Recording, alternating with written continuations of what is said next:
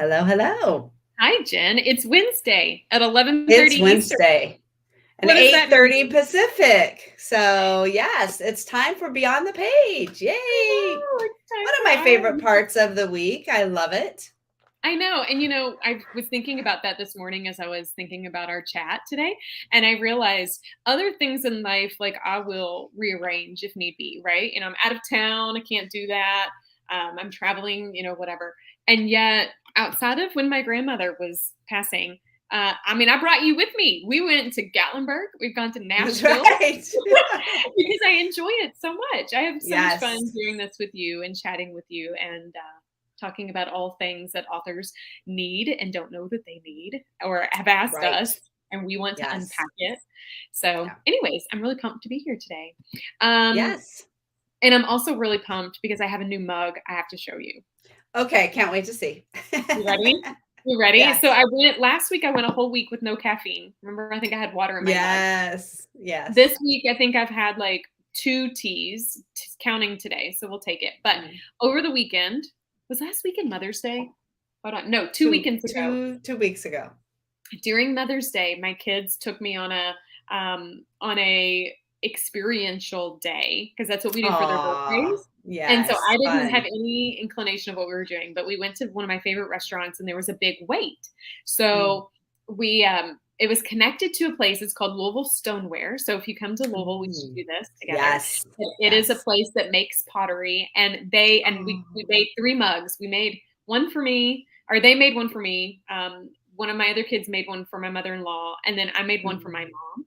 Of course, the Aw. funny part is the handle fell off on the one that I made for my mom. So anyways, this is my mug today. My kids, Oh, look at that. I love that. happy faces. These are flowers. Oh, that's so And so awesome. I know, and the inside's even colored Oh, green that's or the something. best. I know, and I said every year now I want a different mug, and we'll be able to see their artistic growth, I'm Yes. sure, over time. Oh, how fun. When my kids were little, we did just you could get just the plain white mugs and do the paint pens that you baked in the Yes. oven. And so they did that for their grandparents one year, and they were very young, like, 2 and 5 or something like that. So a lot of them are kind of scribbles. But my dad is famous for hating coffee. And so they wrote on his mug, no coffee. Oh He my still gosh. has it, I was gonna still say, up in does their he still? cupboard. Yes, That is yes. Isn't that funny? awesome. Yes. Oh, Jen, that is so cute. That is so It is freaking cute. very, very cute. So that's so fun. Yeah, I we just had have some I good just have ones. a regular little, it's just a fun plain It's a mug big today. Nothing one. super exciting. It's huge because I needed a lot of coffee today. I'm on my second cup. It looks like one that you can actually put or make soup in. You could put soup, or it would be good for a chai, all that kind of good Yeah. stuff. Yes, it's a nice size. Although Yeah. it's pretty warm here today, so I'm kind of like I might have to switch to something cold. It's getting a little warm What for is it hot where you're coffee. at? What is it, like in I think the it's gonna 90s? be upper 80s up here. Yeah, when I go down into the valley today and it'll probably be in the 90s down there. So Oh we're my up at goodness. 3,000 feet. So we are usually about 10 degrees cooler than in the valley. But we're getting into that time of year where it's definitely warm out. So Oh my goodness. I don't know, I don't leave the house often. I'm like a little right, hermit. me I'm like neither. working on the computer, so I never know. Right. And I always dress because I'm always cold and, they Yeah. keep the air on. But my husband shared today that this afternoon and this evening where I live, there's supposed to be some pretty crazy weather coming. So like tornado Oh, stuff. And just yes. recently, a couple weeks ago, that there was a tornado that came through and it hit my mom's neighborhood. Um, Mm. Literally, you could stand at the entrance of our neighborhood, and she's probably, I don't know, 200 feet from it, and you could see this massive house that half of it was demolished. So literally, we're lucky. So now I'm a little I don't nervous. miss that. I don't miss that about living in the Midwest. I will take earthquakes any day over tornadoes. Any Really? day. Oh, totally. I've never been damaged or had any issues. I don't know if I've even had maybe a broken glass or something from an earthquake. You I don't know, better but knock on really something. so minor. I Yeah, mean, the places where they hit, that yeah, there's definitely been some issue. I'm not saying that there haven't been, but right, tornadoes cause right, right, far right, more damage. right. Right. You don't have to, I mean, of course, we don't really know an earthquake's coming, but, Right. we've had some big ones. The big one that, the last big one that was here several years ago, probably 3 years ago. I had my standing desk up and the whole thing was just like swaying back and forth. Us like this. I'm like, oh, we're having an earthquake. Okay. And is it pretty frequent for you? Like, does that happen like Not really. I mean, we've lived here? through, my life, we've lived through some big ones. I remember being in college and literally in a classroom and feeling the floor go like this, and it was You're a joking. whole wall of windows, and they were just, you usually hear them first because the windows and the light fixtures start rattling before you feel it, or the cats usually kind of freak out a little bit.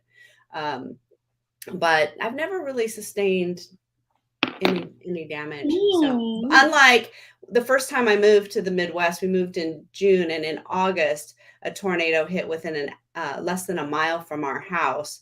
School was canceled. I mean, we had no basement in the house we were in, so we were all sort of huddled in the bathroom with our 120-pound black lab, and no electricity, right? So it's hot and muggy, and no way to know what's going on. And Oh my it gosh. was not my idea of fun. Oh my gosh. Well, so I've lived in the Ohio Valley my whole life. And it wasn't until the tornado that was and I say it was a couple weeks ago. I think it actually was a month or so ago. I was coming home from the hospital when my grandmother was in the hospital Yeah. in palliative care. And my husband calls me and says, "You better hurry up and come home." And I'm like, yeah. It was like 8 or 9 o'clock at night. And I said, "Okay, I'm coming." And I said, "Wait, my cousin says that there's like some bad weather. Maybe I should just stick it out at the hospital." And he goes, "No, if you come now, you'll be fine." And I was literally chased by the tornadoes, Oh, Jen. This is never like I was like questioning stopping on the side of the road to bang on someone's door to go into their home. My husband, and yeah. we live in the farm, and my husband's like, "There's no one." I'm like, "Well, there are people." And he's like, "Yeah, somebody, they probably are already in their basement. Like, it's not Right. a neighborhood. Like, you have to keep driving." And I found out Yeah. later, I was 10 minutes ahead of the tornado that touched down close to the expressway. So, like, I literally drove, and if Mm, I'd have waited 10 minutes, I would have been in the middle of it. Sirens were going off. My phone was blaring. I'm in right. tears. Then I get home. I'm like, "We got to go to the basement." And I get home. There was that meme that was circling, which is funny. It's true about Southern people. Maybe it's true for everybody, but there was a meme. It's like, you're in Kentucky in tornado season when everyone's in the basement except the husband and the kids, and they're out front watching. It was true. I pulled into my driveway, and I'm like talking to Corey, panicking, and he's like, "Hey," and I'm like, my kids are running around the front yard. I'm like, "This is not okay, dude." So Oh yeah, my that was gosh. really scary. I don't ever want to do that again. No, we were driving from Michigan to California to move back. We got chased by a tornado in Omaha, Nebraska, and I don't know where I am. We are on a highway, and all of our phones in the car are going off, and we're listening. Someone get on find a local radio station, figure out where the heck we are. Literally, and you know how it pours rain a lot of times, so the rain's Yep. coming Oh down, yeah. it's hailing, we can't see anything. I see a Yep. Walmart. I'm like, we're getting off here. The Walmart parking lot's flooded, and we have cats, right? We have to leave the cats in the car in their carrier. I'm like, okay, Lord, just protect the cats, make sure the car, everything we own practically is in the car. And we run into Walmart with everybody else in the bathroom. We're all hiding and we're soaking wet at this point, hiding in the bathroom in Walmart till you get the all clear to leave. And I was like, yeah, that Yeah, was a I'm not nightmare. doing it again. I don't want to do that Oh, again. did it again. Hey, I'm just curious. We've got some people that are watching. Anyone that is watching live or later, I want to know: have you had a traumatic tornado or I was gonna say hurricane. We could add a hurricane or earthquake experience. Natural disaster. And this is the Jen, kind of thing woo, that woo, woo. feeds your writing too, right? I mean, you take those emotions, you take those, even if you don't use the exact experience. Yeah, Because I grew up in Southern California and wildfires are a part of life, those yeah, show up in my books. right. And that you put all of that in there. So I would say when you have those experiences, think Absolutely. about those feelings and how you can put them into your writing. It's a really great way to really bring the emotions to life on the page. And so Mhm. don't waste those experiences. If you have to go through Mhm. it, you might as well use them for good on your stories. Right. Think of some of the best writing that you have read, some of the best books. And usually it's people who have been in the depths of experiencing something. Right. If what maybe even something semi-related to what they're writing about. Actually, the book I want to highlight later is connected to that. But but I also was going to make a joke and say we should capture all these stories and create an anthology around Right. around Yes. disaster Yes. experiences across the world. Disasters. Well, today we are not here to talk about any of that, but I always love chatting too. We are Yes. here to talk about pricing. Price, Yes, very important. I just had this so important. I've got the morning little sunlight sparkles coming through the blind, Beautiful, so I beautiful. look like I'm being graced by sunlight. You're glowing. You're glowing. Something. Yes, I just literally had this pricing conversation with a client the other day, and it's so important to think about where you are in your writing journey, your career, what your goals are. What you might do for a beginning writer with a debut book would be a lot different than what you do with an established writer. And so, those are all things to consider when you're thinking about where you want to price your book. And we're also talking ebook different than print. Obviously, those are different, Yep. and what you might want to do with that. So that's a great discussion to have.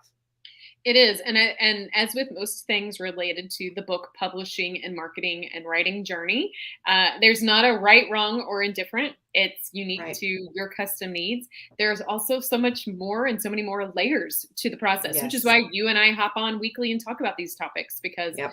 at experience firsthand, you and I have learned.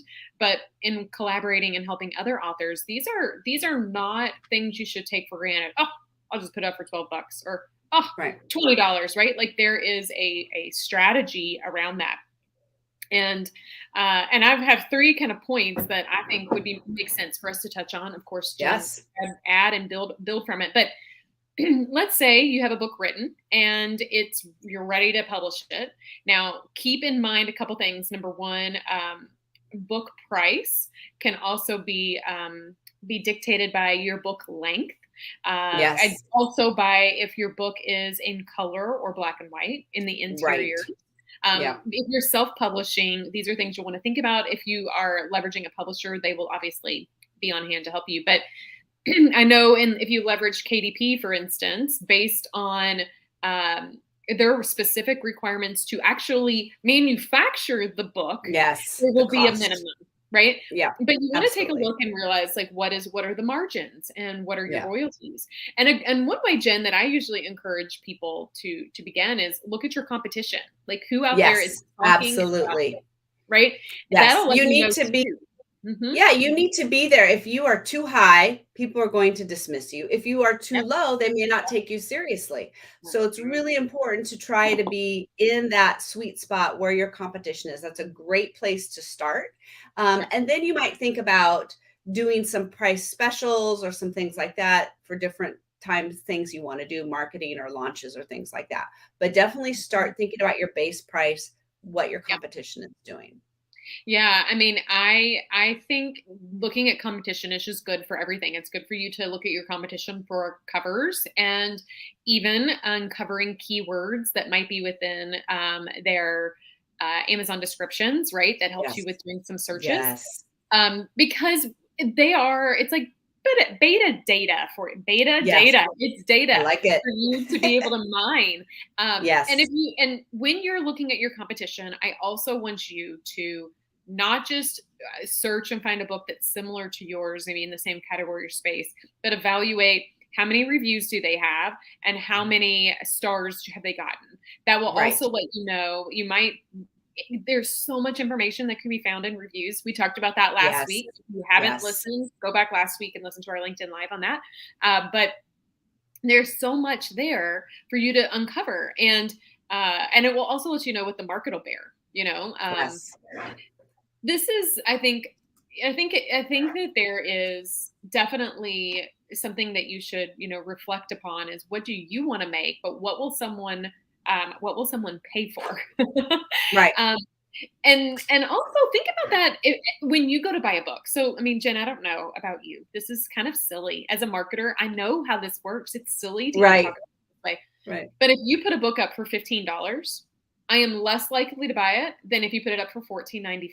That is a It's marketing strategy. yes, there is a psychology of pricing. And I listened to someone one time talk about this, and I'm sure you can Google and find it, but the way we look at numbers, Yeah. we have certain emotional attachments to different numbers. Yeah. Why does 7 work better than 6? It has to do literally with how the number faces on the page and our psychology around that. It's really, really fascinating.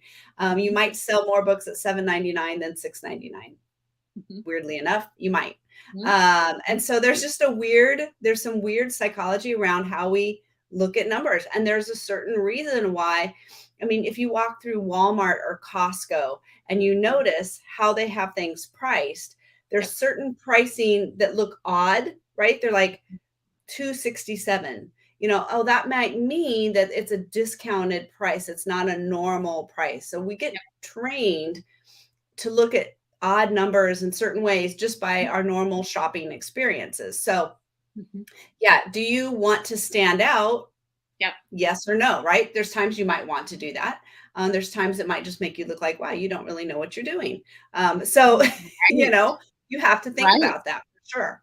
Right. And I don't know also if your brain works this way, but I think in like $5 increment chunks. And Right. probably that's how other people are searching as well. So for Yeah. instance, if you want if you are pricing your book at $22, $23, just know the people who would have paid 20 will likely not go up $2 or $3. Like Yeah. it's the psychology, but the people who would be willing to invest 25, well, that's a bargain. Um, Right. so you want to think too about your target reader and Yes. what is a no-brainer value price where you Yes. benefit and they benefit. Right. um That's so and true. Yeah. I think it also, outside of, what I love about KDP is that there's a calculator you can play around with on the back end Yes. and figure Mhm. out what's your margin and what have you. But outside of how many pages are in your book, outside of if it's color or not or hardback or whatever, I also want you to consider what are you giving in the book? Is it, Yes. so for instance, I think a memoir doesn't provide the opportunity for as high of a cost unless you are like a Right. high, well-known Right. person as a business book will, right? Because people are Yes. more likely to invest $25 in a business book that maybe no more than like, my memoir is 16.95 on purpose. Side note, Jen, my workbook is also 16.95, and I went on Amazon today. This is a good Yeah. tip for people listening. Went on Amazon today while I was on a client call and was using my book as an example, and Yeah. Amazon discounted my book $10 right now. Ah, This is the other thing. This is a interesting. good thing. When you go to Amazon Yes. and your book is discounted, you as the author are not losing money. Amazon is Nope. taking a cut from their side because Yeah. there is a reason. Maybe there's some Yeah. searching going on around the topic, whatever. So for instance, right now my workbook is 6.95 or something like that, which normally it's 16.95. That's exciting, and it gives That's me something to great. be able to market. Yeah, I'll be posting about Yeah. that on Facebook and social media and LinkedIn Wouldn't it today. be nice if they let you know when they do that? Yeah, they don't. I They know. You don't. have to just stumble across it. It's very frustrating. Yes. Well, It is. maybe that's you and I have been doing a lot of conversations around productivity and business support and what have you. Maybe part of your weekly drumbeat for as an author should be like every Monday, take a look at your Amazon account, look at reviews, and take a peek on to see if they've given you a discount. Because usually it would be for like a week time frame or so. Right. Um, And you should, I mean, regularly check your pages. Do you need to update your description? Look at your metadata. You definitely, publishing a book and putting it up there, it's not a set it and forget it type thing for sure. You've yep. got your author, Amazon Author Central to be looking at. They change things all the time. And so Oh, you definitely have to stay on top of it and figure out. It gets harder. Like I have 16 books, so that gets to that is be amazing. I am in awe of the fact that you could birth that many books, my friend. a lot. Some of them have been in this head for years and years and years. Like literally the book, so right above my shoulder, that one, my latest fiction book, I was probably thinking about that book 10 years ago. Really? So they sit in there. Becca Syme, she's a productivity coach for writers. She uses the Gallup Strength, and she calls that bread machine writers. Like it just needs to sit and knead and develop and bake. And that is like my process. I call it the compost pile because I think it's like you throw in all these different scraps and then over time it converts into something different. Yep. So anyways, Well, that it's a long happens over here and for me in the nonfiction world too. I think I yes. have like 3 manuscripts that are in the works, and I will like start it and I'll get really passionate about it, and then I stop. And I'm like, oh, well, obviously I've not experienced something that I need to connect the dots. Yes. And I, you know, I know you and I are both Christian women, so I can share this with you and share it with our reader or our watchers today, our attendees. But I also am a believer in like kind of some divine inspiration. So Yes. when God's ready for me to write, I write. And Yes, things it like happens that. when it's supposed to. Yeah. Yeah. Yeah. When you feel it, Jen, like I have to tell Yes. people, I'm sorry, I can't talk to you right now. I got to get it out. Book number 2, I wrote in an entire day because of that, like literally. Yeah. So I have become very, very accustomed to that. And so when writer's block happens, it's no fun. And then I call you and you help me. That's right. It's my job. Right. So back to the pricing. I would say, you know, definitely be thinking about what your competition is doing. You know, I find that many people, it's easy for them to purchase a book under $20. Like that is a pretty common thing. Yeah. Usually on the ebook, and I'd love your thoughts, Jen, but on the ebook, it's usually about $10 cheaper. That's what kind of my rule of thumb has been. And if you do that, it allows you to give yourself, if you're a self-published author or if you want to do some marketing with your publishing company, it allows you to give flexibility if you want to do like Kindle Countdowns, if you're exclusive to KDP, or if you want to do some additional promotions, right? Yes. And that value, you know, when you go to the product page, it shows the Kindle and the paperback and their prices side by side. So for a lot of people, they will see, oh my gosh, the Kindle's like $10 cheaper. That's a no-brainer, right? That feels like a deal. And so I always tell people, put out both. Put out the print and the paper and the ebook, even if all you're thinking you're going to sell is ebook, because that price comparison right there is going to get a lot of people feeling like they're getting a bargain. And so it's definitely, again, it's that psychology of pricing. It's definitely worthwhile having it. And obviously that's a starting point because you want to see what your competition is doing, what kind of book you're putting out, there's all those variables that go into it. But I think you mentioned something really interesting, which is the Kindle Countdown. And I think it's great to talk a little bit about pricing for launches and like sales.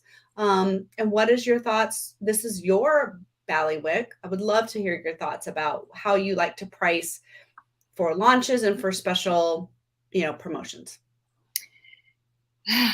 You might not like my answer, but I'm going to tell it to you. I do not believe in doing paperback discounts online. I just don't. No, and I actually would not encourage you to do a lower price at a launch for paperback because it's easier to go down later than it is to go up. So I would encourage you when you're launching the paperback version for you to consider what price point are you comfortable with? And in the future, if people are not converting to purchasing, you can always go down, but I would not want you to go the other way unless things in your life have shifted. I'm working with an author right now who has become a global phenomenon, and it makes sense for her book to be more expensive now. Absolutely. Right. The market will do that. So paperback, I think, you know, stick with a good price you're comfortable with. You can change it, but I would recommend staying there.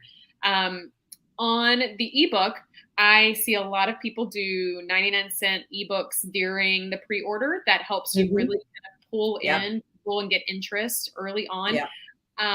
Most people who are book lovers and that are supporting you in the launch will likely want a hard copy too, right? Like, you know, look, both of us, you can't see mine today, but we both have bookshelves. Like if I know the author, if I love the author, I want them in my bookshelf. I want the hard, Yeah, do. especially So, nonfiction. I rarely yes, buy nonfiction as digital. It's just I not agree. as easy. I like to mark up my books and stuff, I do and too. it's just not as easy to do that, refer to it digitally. My to be read pile, I mean, I literally have a stack of books here, and they're all paperback. Now, fiction is can be more of an impulse buy. And Absolutely. so, especially, I subscribe to KU, and, it's Yep. very easy. You get to the end of the book and you just click the button for the next book in the Yep. series. That's Absolutely. very easy to do. Most Absolutely. ebooks are $3.99, $4.99. Mhm. Sometimes you see $5.99. I mean, that's a Right. Starbucks cup of coffee, right? So Exactly. The it's a no-brainer. pretty, yeah, it's a pretty easy impulse buy. And Yep. I rarely go back to fiction and reread it.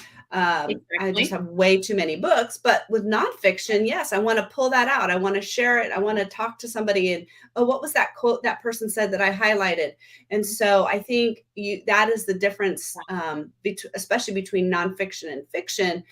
A lot more people are going to buy a paperback version of your nonfiction. Although I do sell quite a bit of Mhm. paperback. A lot of people really do just like holding a book and like reading it. The experience, it's definitely a sensory experience when you're It reading a is. book physically. An ebook, you just don't get quite the same thing. But the ebook Right. is, you can make the screen as big as you want. You can read in bed without disturbing anybody with the backlit screen. So, Agreed. there's pros and cons to all of it. And some of this is knowing your target audience and what they're going to be looking for and what they Yep. want. I pull my readers, I try to pull them like once a year to see what they Oh, like what and what they're smart. looking for. Like, ask them. Just ask them, what do you Just want? What ask them. do you like print books? Do you like ebooks? What are your favorites? Where do you buy your books? Are you in Kindle Unlimited? What are your favorite price points for books? What do you usually pay for a book? All those kinds of Yep. things, because everybody's audience is going to be a little bit different. And so you want to give your audience, obviously within reason. I mean, they would all love free books all the time, but we have to make a Well, I living. don't yeah, absolutely. You deserve it because it's Right. your skill set that you're bringing to the table. Yeah. There's something I did want to share about if you do like a Kindle Countdown, which Yes. could be a 1-day discount or a multiple day discount that Right. counts down or counts up. My Mhm. recommendation there is if you're going to do it, don't just do it and forget about it. Have it be a part Right. of a purpose. Yes. A There's a big campaign. yes. Yeah.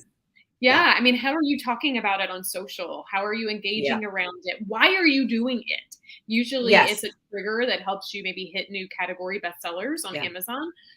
But there are also a lot of readers who will only buy free or discounted books. It's true. And that's okay. We know that about them. And do some research, find the platforms that they get their information, and make sure that when your book is discounted, that they know about it so they can promote it to the Yes. people that you would never have reached otherwise. Otherwise. Yeah. Yeah. Yes. Get on those promo sites. There's more Mhm. of them for fiction than for nonfiction, but there are some for Yes, nonfiction too. But you there are. definitely want to make that part of a campaign. Don't just randomly throw it up there and forget about it. You want to be telling people about it because you got to get your bang for your buck, right? Yeah, and And then that is one of the you advantages of being in KU is you still make the higher royalty rate on a Kindle Countdown deal versus you just manually lowering your price yourself. And they let you do it once a quarter for 5. So 5 days, or they move it to 7 now? I can't remember, but I it's a think it's 5. I think it's yeah, 5 and you can do it once a quarter. So you can yeah, plan accordingly. yeah, Of course, you want the happy medium of you doing it regularly where it makes sense, but not too regularly where people go, "Oh, I'm just going to wait till she does her right, discount." Right? You exactly, you want people exactly, to know, but you yeah, also don't want people to only purchase the book then. I was yes, actually pulling up really quick, Jen. I know in the forthcoming months, we've done some planning on what our topics will be. Of course, yes, if anyone listening would like us to touch base on any specific topics, let us know. But I was pulling it up really quick because we have a whole month in July, and we should probably include KDP and some of these countdown stuff in there and share a little bit yes, more. But that's all about Amazon. How do you leverage yes, Amazon a little bit more effectively? I Um, agree, I agree. yeah, this is awesome. So many great things. If anybody listening has some ideas on how they're sharing. I'm delayed right now, aren't I, Jen? No, No. I don't know. Just on my I end. don't know. Just on my end. Gotta love country internet. But if you have any tips or things that you have been doing when you're selecting your pricing, share. I would love that. I would love Yes. to learn that. Yes. Yeah. In the beginning, we mentioned a little bit about, and I'm pulling up my notes now, a little bit about how do you use your personal experience to build upon for your book. And there's a book I'm reading right now. Stop me, Jen, if I've already talked about it. I don't think I have. Have I talked about Listen for Water on this? No, you haven't. No. But I know you've read it too. We both of us have had the ability to be a part of the team to help bring this to life. And oh my gosh, it's pre-order right now.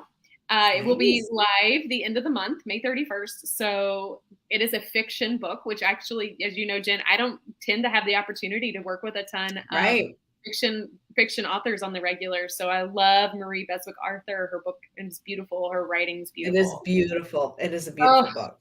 It is. And I'm not completely finished yet. So there you go. Not done yet, but I'm still loving it. And I know there's some surprise ending. There's a I know. That's what I love about it. But high level on the book, it is about a very unconventional mother-daughter duo who find themselves in the middle of nowhere in an unexpected way, and they have to learn how to survive.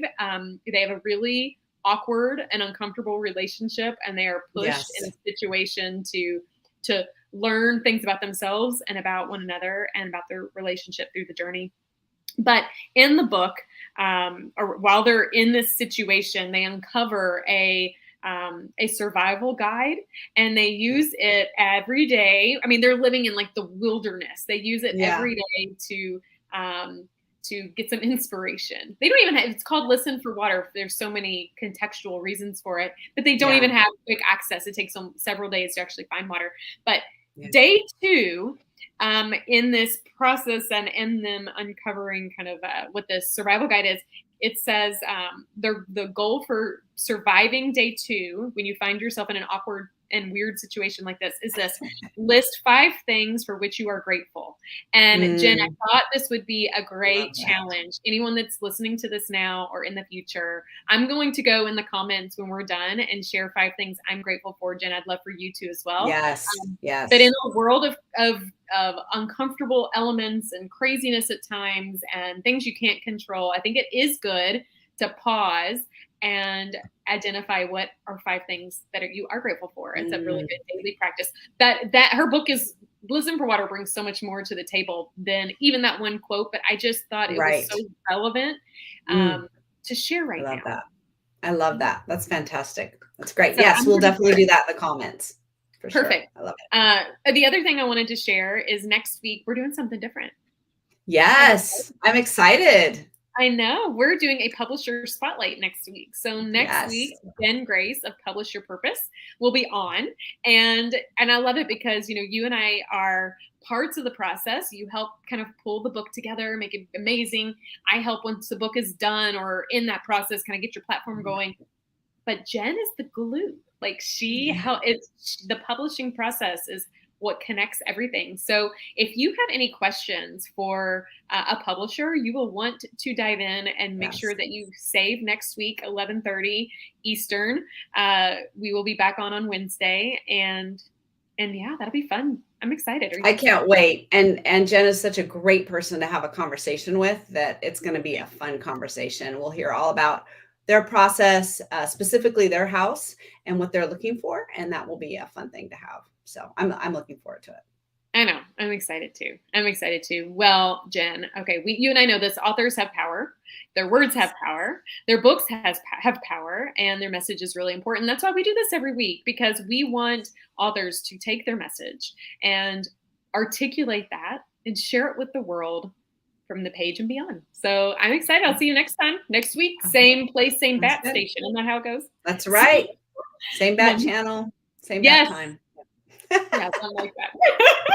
Something like that. All right. See you all later.